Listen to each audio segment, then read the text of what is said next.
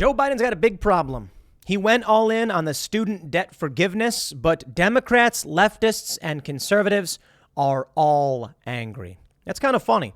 The left is angry that he's not doing enough, while many of the people on the moderate left-leaning left they're okay with it. They like the idea of student debt forgiveness. Many of them have been complaining, saying 10 grand, what's that? You need to forgive everything. There was talk about 50K being forgiven, and now what? 10K? That ain't nothing. Moderate Democrats, those establishment types, are actually angry, saying there are people who didn't take out loans who are receiving no benefit. You are giving a grant to people who have the highest salaries on average in this country. And the right, saying basically the same thing. Free money. The people who paid off their loans, saved up, and sacrificed get nothing. Now, for me, I think we need some kind of forgiveness. That's my personal opinion. I don't know if this is the way to do it. I actually don't think this is the way to do it. I think you got to go for like interest forgiveness. But there's a big challenge here. The tax bill, the cost of this, it could be up to $600 billion. And it will come out of the pockets of regular working class Americans. Now, if there's a federal loan where the government gave a loan, they can just say, you know what? We don't want it. We don't want it. Okay, fine. That money still came from the taxpayers. Now, you can argue what these leftists are arguing. They're like, you're not taking money from anybody. You're just canceling the debt. It no longer exists. Where'd the money come from in the first place to give to the students? So someone comes and says, can I borrow money? The federal government gets its money from you, from the taxpayer. Gives all that money to people. They're supposed to pay it back. When they do, that's your tax money being returned to the government to be used for programs you, typically don't agree with. But at the very least, it's your money going back to the system, not just being given away for free. Now, what we're seeing is with Joe Biden's plan, he's basically pissed off everybody. It's not enough. It goes too far. And it's angering many Americans who are now concerned this will lead to more inflation. And it will. Here's the worst part about it. Look, I think we need some kind of system because the loans are predatory. The whole system is predatory on young people. We need to solve this problem. The problem here is that Joe Biden's plan actually will likely result in tuition going up. Yep. The White House press secretary said basically just that, or he said, we anticipate this and we're going to be looking out for it. Are you kidding? So you're doing this half-cocked plan of a 10K debt forgiveness that's going to the highest income earners in the country. That's crazy. Now, I will add, within Joe Biden's plan, there are some interesting things that I think are worth addressing. It's kind of bad. Okay, this plan doesn't make a whole lot of sense. But there's interesting things in there. They're taking a more classical liberal approach to solving racial disparities. Instead of saying we're going to give debt forgiveness based on race, they're saying, hey, we think this plan ultimately will, regardless of race, benefit people, in different minority groups.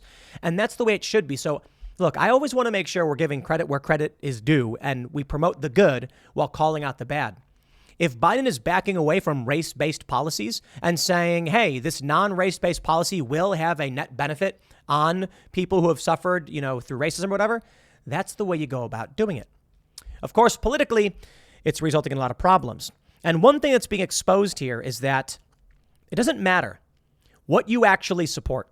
I mean, I can tell you from experience, I have all these lefties just being like, Tim, you oppose debt forgiveness. And I'm like, how many times do I got to say I'm in favor of debt forgiveness until they finally get it to their heads? Nope, it's meaningless. They're bots. Dave Smith, libertarian guy. He comes out and he says he's against this as well, but he's got a problem with big corporations getting tax breaks. And I agree with him. And then someone responds with, but you go on the Rupert Murdoch network. So I want to address that. The way the media has been shapen by the culture war and why so many people now are leaving the left or saying the left left me. We'll read this first story about the backlash from Democrats over Biden's plan. Before we get started, head over to timcast.com and become a member to help support our work as a member. You will get access to exclusive segments on the Timcast IRL podcast, uncensored after hours, Monday through Thursday at 11 p.m. Last night was particularly spicy, not for the families. And we had James Lindsay on talking about these predatory books going after children. Real interesting stuff. Of course, we have the weekly show Cast Castle, which you'll definitely want to check out the first episode. We're ramping things up. We're figuring it out, and we're starting from the bottom. We're not a big Hollywood production facility, but with your support, We're building culture. At midnight tonight, technically Friday at 12:01 a.m., we will be releasing Timcast Records' first single, Only Ever Wanted. Technically, you could say Will of the People was a song released, but this is under the official Timcast Records, and we're going to be releasing songs from a bunch of other people because our goal is to build culture, to push back, and create a space where people can just be themselves and not have to worry about being canceled or bending the knee to a cult. We're going to support people who just want to have fun, and that's coming up. Stick around. I'm really excited for this song release. It's not political at all. It's just regular music. Yeah. Maybe it won't be your cup of tea. Maybe it will. We'll see. Smash that like button. Subscribe to this channel. Share the show with your friends. Here we go. The Daily Mail reports Democrats' civil war over student loans explodes. Biden is blasted as out of touch and told he is punishing those without a degree by his own party, as new projection says it will cost Americans $500 billion. There's a funny meme going around. It says, if you didn't have student loan before, you do now. Sputterings of dissatisfaction among Democratic ranks over Biden's plan to wipe out at least $10,000 in student loans has erupted into a full-blown civil war within the party, with some claiming the move is out of touch with what Americans want. The shocking price tag for the forgiveness plan is now estimated to cost taxpayers up to $600 billion, even for those who did not take out federal student loans or have already paid it off. Thousands of families who saved up to pay for college educations are furious that their responsible financial planning will leave them without benefiting 1 cent from the relief plan and potentially paying roughly $2,000 in taxes to help pay for it. I got an idea. Here's my idea. How about this? Everybody else gets a $10,000 tax credit. I'm going to say that again. Everybody else gets a $10,000 tax credit. But you may be saying, but Tim, that is a massive sum of money. We're talking billions of dollars not going in taxes. Yeah, I'm totally fine with that. Maybe we can make it permanent. How about this? You give $10,000 to people to pay off their student loan debt. Everyone else gets a $10,000 tax credit. Anyway, they say this, thousands of families who saved up, they say paying roughly $2,000, their responsible financial planning will leave them without benefiting 1 cent and potentially paying roughly $2,000 in taxes to cover it. Democrats who are fearing a Republican bloodbath in the 2022 midterms are turning against the president as the White House scrambles to explain how they will pay for the plan. Education Secretary Miguel Cardona ducked twice when asked by CNN's New Day how much the plan would cost and how it would be paid for. The Committee for a Responsible Federal Budget released estimates Wednesday claiming that the forgiveness plan could cost taxpayers between $400 and $600 billion over the next decade. This estimate includes the most up-to-date information revealed by the administration and is higher than previous estimates made before Biden announced that Pell Grant borrowers would receive $20,000 in forgiveness while non-Pell Grant recipients stay at the $10,000 figure. The White House and Education Department did not respond to a Daily Mail request for comment. Biden officially announced on Wednesday his administration is forgiving $10,000 in student loans for individuals making less than $125,000 or joint filers with $250,000 income combined. The scale of the gulf in the Democratic Party was made clear when progressive factions demanded all student loan debt be canceled. Meanwhile, more establishment and moderate members are pushing back against the more conservative move the administration made on Wednesday. Maine Representative Jared Golden said in a statement, "This decision by the president is out of touch with what the majority of the American people want from the White House, which is leadership to address the most immediate challenges the country is facing." Fellow Democratic Rep. Tim Ryan of Ohio said it sends the wrong message to those without a degree. Quote, "Well, there's no doubt that a college education should be about opening opportunities.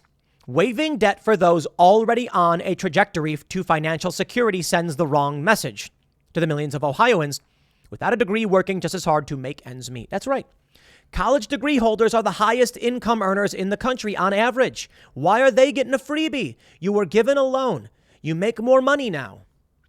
Now, I still think we got to end this loan system. And I agree. My view on this is forgive interest. I think it's a compromise like most people are okay with. My attitude is actually a little bit more than just the compromise. I say interest rates gone.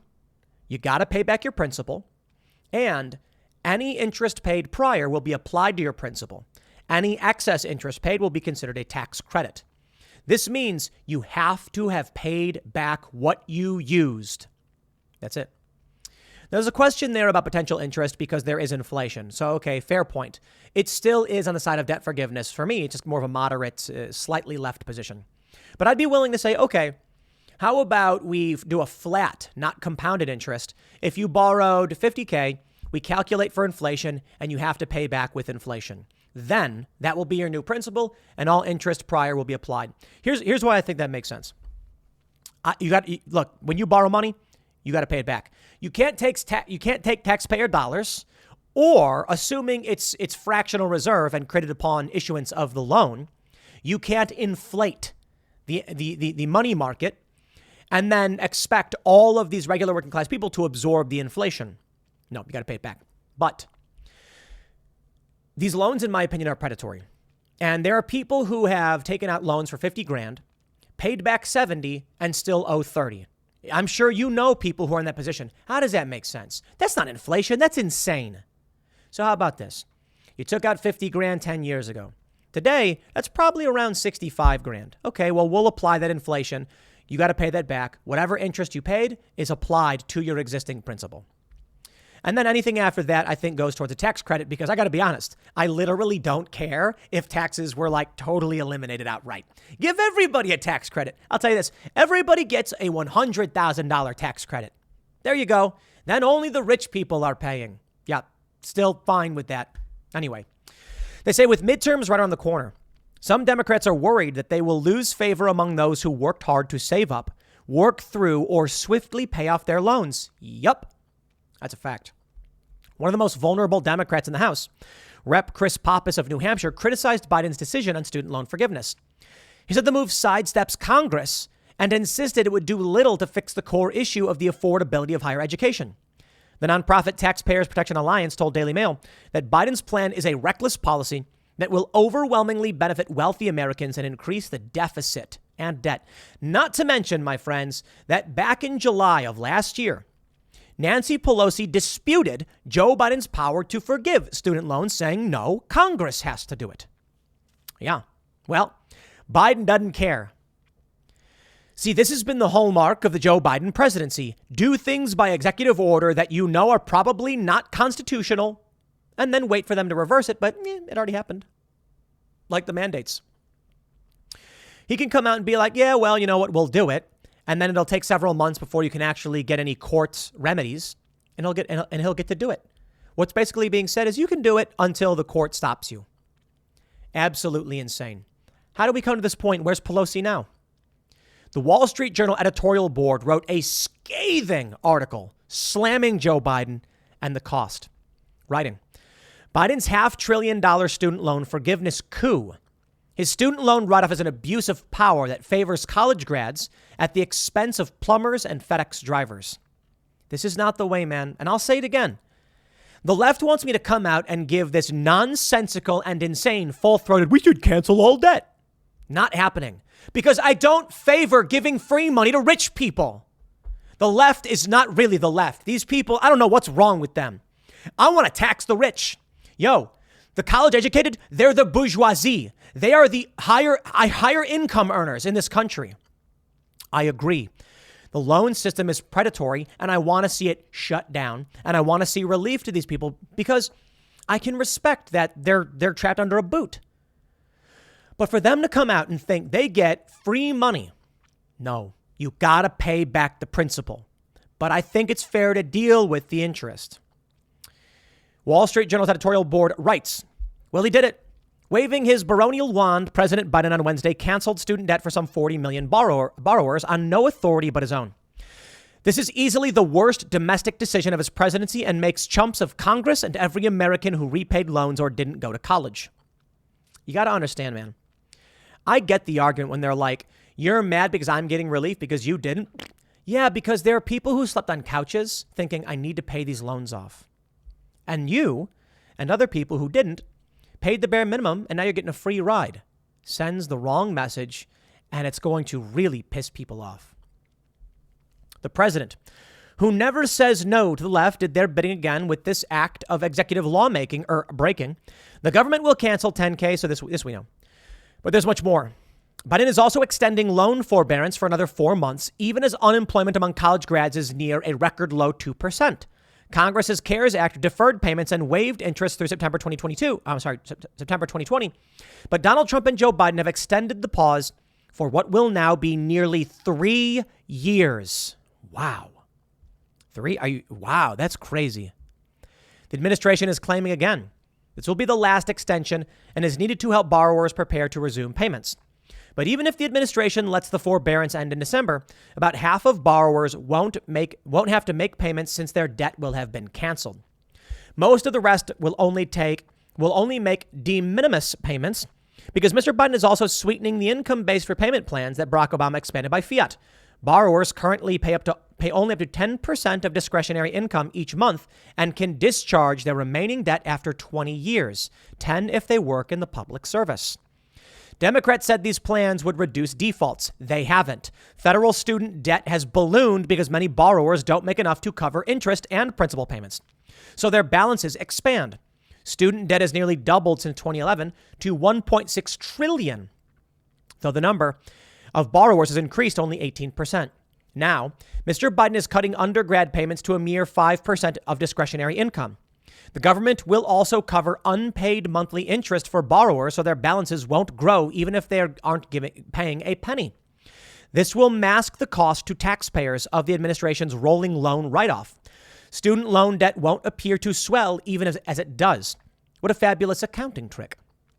The Penn-Wharton budget model estimates that canceling $10,000 for borrowers earning up to $125K will cost about $300 billion. The Pell Grant addition could increase this by as much as $270 billion. The 4-month freeze on payments will cost $20 billion on top of the roughly $115 billion it already has. The payment plan revisions could eventually add hundreds of billions of dollars more. An analysis commissioned by the Trump Education Department estimated that taxpayers would lose $435 billion on federal student loans, largely because borrowers in these payment plans, on average, were expected to repay only half of their balances. Now, they will repay even less. Worse than the cost is the moral hazard and awful precedent this sets. Those who will pay for this write-off are the tens of million Americans who did not go to college, or repaid their debt, or skimped and saved to pay for college, and chose lower-cost schools to avoid a debt trap. This is a college graduate bailout paid for by plumbers and FedEx drivers. Colleges will also capitalize by raising tuition to capture the write-off windfall. A White House fact sheet hilariously says that colleges will, quote, have an obligation to keep prices reasonable and ensure borrowers get value for their investments, not debt they cannot afford. Only a fool could believe colleges will do this. Which brings me to a couple of tweets from Benny Johnson. He says, Biden's bumbling press secretary forced to admit tuition costs about to skyrocket after Biden's latest move to tank the economy. I love the all caps. And it's funny because when I meme the all caps, the left really thinks it's like a legitimate tweet. I tweeted something about Vosh calling him a communist or something, and they're like, look what Tim is saying, blah. And it's like, dude, it's not a real tweet. Calm down, you weirdos. Anyway, in this video, we have Biden's bumbling press secretary unable to answer and just saying, we're going to be keeping an eye on this. And they basically are expecting it to happen. That because they're paying these bills, tuition will go up. This is going to make things worse. Then we have this one. Peter Doocy sends Biden's press secretary into panicked word salad when asked how Biden is paying for absurd student loan forgiveness. To put it simply, my friends, she did not have an answer. She went, and then when Peter Doocy was like, how are we paying for this? Who's paying? She goes, I already laid out how things are happening. You didn't say how we are paying for this. And she goes, I told you that how it's being laid out. This is the worst press secretary I've ever seen. Yo, everybody liked to rag on Jen Psaki, but she was good at what she did. And I long maintained that. She'd circle back. She'd give the spin. She had an answer. This lady, she's quite literally the worst in terms of her skill. As a person, I don't know her. Maybe she's lovely. And I'll give a shout out to, Spicer and Sarah Huckabee Sanders. I don't believe any of these people were telling the truth. I think this is a big waste of our time. And the fact that anybody watches the White House press conference is insane to me. You think they're going to come out and tell you the truth? Get out of here. Anyway, Back to the Wall Street Journal, they say, it's important to appreciate that there's never been an executive action of this costly magnitude in peacetime. Not Mr. Obama's immigration amnesties, not his clean power plan, not Trump's border wall. Nothing comes, and they call it wall fund diversion. Nothing comes close to this $500 billion or more executive coup. Congress authorized none of Mr. Biden's loan relief and appropriated no funds for it. Progressives say the Higher Education Act of 1965 lets the education secretary compromise student debt. But the Federal Claims Collection Act of 1966 sets a very limited terms and strict procedures for such compromise. Even Mr. Biden said in December 2020, it was pretty questionable whether he had the authority to cancel debt this way. The Supreme Court recently underscored in West Virginia v. EPA that Congress must provide clear authorization to agencies taking action on major questions. Canceling so much debt is beyond major to a mega ultra super question. With the cancellation precedent, progressives will return to this vote buying exercise every election year. The only antidote will be if Democrats conclude this gambit boomeranged politically by mobilizing an opposition coalition of Americans who are tired of being played for saps by progressives. The test arrives in November. I say backfire. I think you're going to see many regular people that are really, really angry about this. Take a look at this. Forbes. Most Americans worry student loan forgiveness will worsen inflation, poll finds. And what's funny is, if I were to ask you, among those who hold student loan debt, do you believe they overwhelmingly support or oppose this bill? Surprise, surprise, the people with debt overwhelmingly support it. What about people with no debt? Oh, surprise, surprise, they overwhelmingly oppose it. That's basically what you have. People who are in debt and got free money don't want to pay it back. Okay. And I'll say it again for those in the back. Interest rates, I understand. Cancel the interest rates. Forgive that. But the principal must be paid back because that's our money. The survey found 59% of Americans reported concern about how loan forgiveness would affect already high inflation, according to an online study that polled a national sample of 5,142 adults from August 4th to 15th. That's a big sample. According to the poll, 34% of respondents said only borrowers in need should have their student loans forgiven, while 32% are in favor of loan forgiveness for all Americans who have debt. You know what I think? One good argument that was made was allow student loans to be removed through bankruptcy. Because people who can afford to pay them back won't want the bankruptcy. It's bad. And the people who can't will get relief. That's the purpose. Right now, you can't do it. I want to jump to this tweet from Dave Smith, who makes a good point. He says, I'm as against student loan forgiveness as anyone, but it is a little crazy to see the reaction. Every damn billionaire in this country is on welfare. The last 2 years have seen the largest corporate giveaways in human history, and it doesn't seem to generate as much outrage. You know what? I disagree to a certain extent, Dave. I think many people were complaining about the transfer of wealth to major corporations. When the lockdowns happened, Democrat governors, by the way, many people outright said, you're shutting down a small business, but allowing Walmart to keep operating. It was a big story. In response to this, someone said, LOL, you go on Rupert Murdoch's network. And there it is. Someone else said, pretty much the same goes the largest military budget in history year in, year out, just partisan hackery like on every issue of the day. I actually want less people paying the government for anything. That's why I'm kind of like, okay, tax credit for everybody. Hey, we can agree on that. You can't discriminate. If everybody gets $10K in student loan forgiveness, everybody else should get $10K debt forgiveness across the board. So how about that? Tax credit. Anyway, you go on Rupert Murdoch's network. Eric Weinstein has a really great thread breaking this down. And it's important to understand what's happening. He says, have you wondered why folks you previously thought of as left of center are appearing on Tucker Carlson, Epoch Times, and The Blaze? It's effectively the story behind this tweet. Before 2011, outfits like NPR were left-leaning news services. About 10 years ago, that changed. He says, I used to talk at folks at CNN, NPR, and the Washington Post all the time on inflation, physics, immigration, science policy. Then mysteriously, reporters slowly started complaining about the situation at work. Much more. Seemed like we went from news to spin to narrative. Eric, it is quite literally called mission-driven storytelling. That's the internal term they use at many of these companies to describe what they're doing. He says narrative-driven news was the New York Times special brand. On the one hand, it was written with lovely prose. On the other hand, I hated the idea that the narrative arc was constructed to fit facts that sometimes hadn't even happened yet. The idea of narrative beyond spin took off. Narrative is a half measure. Okay, narrative implies they want to tell a story. No, it's called mission-driven storytelling, meaning the narrative intends to fulfill a purpose.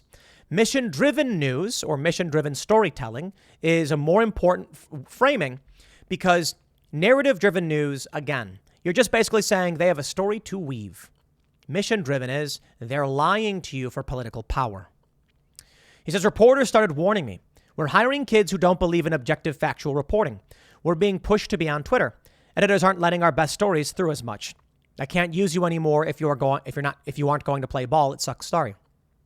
He says, I can probably figure out the last time a reporter called me up trying to understand a story as opposed to trying to get a grist for a gotcha piece. But it seems like years ago. So what happened? Many Democrats tried to go back to NPR, but found the door slammed in their face. Eventually, we took the hint. Journalism at prestige legacy media properties was changing. News desks were dropping stories entirely that didn't fit House narratives. They weren't forced to report them and spin them. They would just spike the story that previously would be a scoop. And this led to the question, if Fox News is willing to run and spin a story, the New York Times and CNN is pretending it doesn't exist, do I go on that channel? The answer is, if you're a Democrat in the U.S. who doesn't agree with the new crazy direction of the party and its media, then in the new world, you need to become one of two things, silent or identified with the discredited far Looney Tunes right. But you went on Fox, which is the main point. When Dave Smith comes out and makes a moderate point, that's the response he gets. Now, this is what happens. He says, so you'll see the following tweet. If you want to know who Prof. ABC really is, look at where she chooses to appear. But the good doctor, ABC, isn't making this choice. She is choosing not to be silenced by media and stopped reporting and started defending news narratives. So expect more and more ordinary dissenting professors, physicians, economists, technologists to show up on right-of-center platforms. They aren't making the choice. You are being led to believe they are. Ask instead, why did you choose Fox over NPR? And then you'll learn why. The last piece of diabolical BS you will hear is, boo-hoo, people with enormous platforms whine about being canceled or silenced. Go cry to your millions of listeners. Not the point. Institutions can ignore almost any individuals with large followings, but not big media. The point of cancellations is making sure that you have to go on Joe Rogan to spread reasoned dissent. If you could really do it through legacy media, it would force hearings. It would force disclosures. It would force resignations, but experts can't get the needed access anymore. Moral. When you want to know why dissenting Democrats are all over right-wing media, it's largely about blackballing all those who would disassemble the House narrative and strategies of the institutions. Legacy media is by and for institutions now. That's why it seems insane. Don't fall for the Dr. XYZ went on Epic Times. It's a trick. Learn it. Instead, ask why didn't you go on MSNBC, NPR, New York Times, CNN instead? And brace yourself for the answer. So I reached out to Fox News about running ads. They said, sounds good to us. We don't care. Here's the price. I think it's like $12K to run an ad on Tucker Carlson. The ad also appears on the reruns of Tucker Carlson. I also reached out to MSNBC, who never got back to me. It's funny, right? The ad we wanted to run was Chicken City. You know how we have a live stream of our chickens? Yeah, we wanted to put a commercial on Tucker Carlson. You know, we did run the commercial on Google and it was funny. And we never got around to it because we don't have the managerial power. So that's why I don't like saying we are going to do things, because then it's like, and then you don't do it, you feel bad. But we are releasing a song tomorrow. We are running ads. But anyway, I digress. This is the name of the game and you all know it. I can call up any right-wing platform and they'll be like, sounds good to me. I can invite whoever on the platform, but guess what? The people who come on are always right-wing. The left, when they do finally agree, they always want to pull some weird strings. Only by Skype and only at certain times and only on certain days. And it's just like, dude, it's a Monday through Friday show, 8 p.m. to 10 p.m. in person. We cover all costs. We fly you out. And the left doesn't want to do it.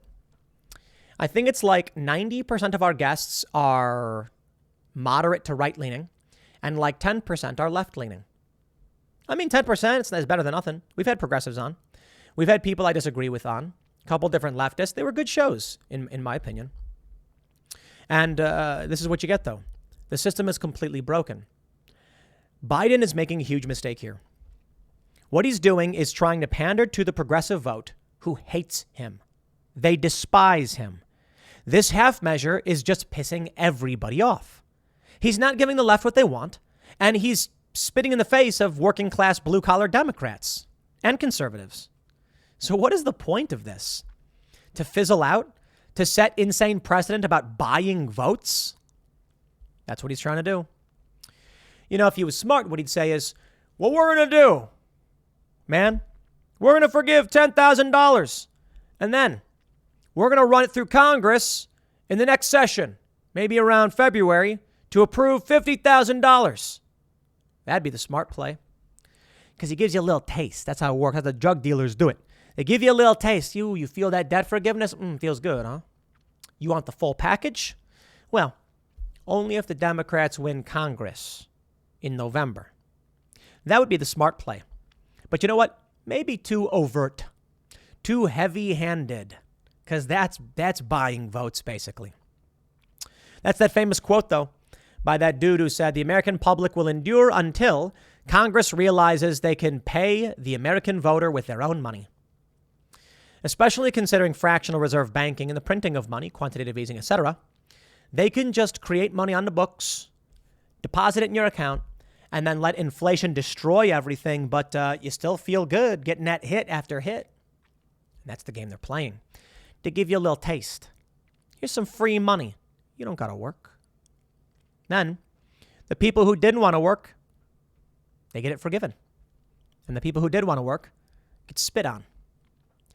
We'll see how this plays out, my friends, because the midterms are coming up. As I often end these segments, we will see exactly what will happen. I can't tell you for sure because I'm not a psychic, but I kind of lean towards Democrats are on track to lose bigly, especially because of stuff like this. Next segment is coming up at 8 p.m. over at youtube.com/TimcastIRL. Thanks for hanging out, and I'll see you all then.